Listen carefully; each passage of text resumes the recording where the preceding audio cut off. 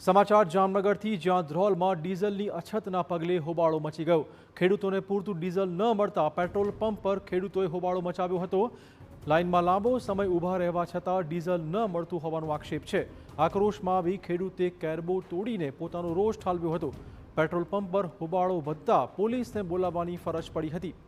જામનગરના ધ્રોલનો હાલ આ વિડીયો સોશિયલ મીડિયા પર થઈ રહ્યો છે વાયરલ અને ખેડૂતોને પડી રહેલી હાલાકીનો બોલતો પુરાવો છે।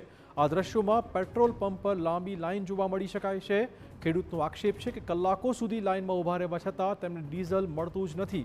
ત્યારે ખેડૂતે આક્રોશમાં આવી જઈને તેનો કેરબો તોડી નાખ્યો હતો। ખેડૂતનો આરોપ છે કે જો સરખી રીતે તમામને મર્યાદિત ડીઝલ આપવામાં આવે તો બધાને ડીઝલ મળે, પરંતુ કેટલાકને 15-20 હજારનું ડીઝલ ભરી અપાય છે, જ્યારે કે અન્યને ખાલી હાથે જવાનો વારો આવી રહ્યો છે।